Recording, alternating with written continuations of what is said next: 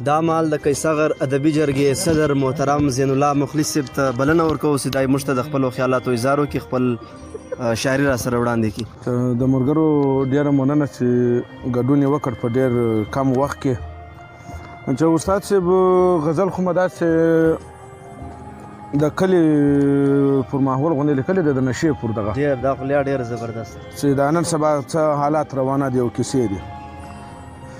شعر دی د نشو ذکر اعلانونه د ځوانانو کېږي، د نشو ذکر اعلانونه د ځوانانو کېږي، دلته خبرې همیشه د خودکشانو کېږي.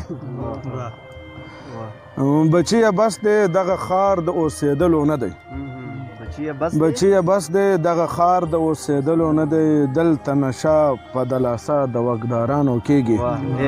ډېر زبردست دا بیا وایه نو بچیه بس دی دغه خار د اوسېدلو نه دی، دلته نشه په دلاسه د وګدارانو کېږي. لکه شیطان سړی چې هر څوک په نظر کې ساتي، لکه شیطان سړی چې هر څوک په نظر کې ساتي، داسې نفرت په معاشره کې له عیسیانو کېږي.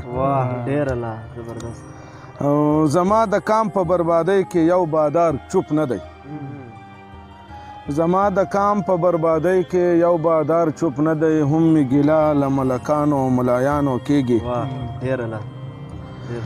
لکه خواران په ډیرانو باندې کاغذ ټولوي، لکه خواران په ډیرانو باندې کاغذ ټولوي، دا رنګه لوبې مې په ښکلو ګلالیانو کېږي.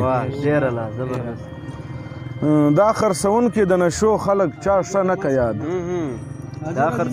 دا خرڅونکي د نشو خلک چا ښه نه که یاد، هر ځای غیبت د دې بدمخو جاهلانو کېږي.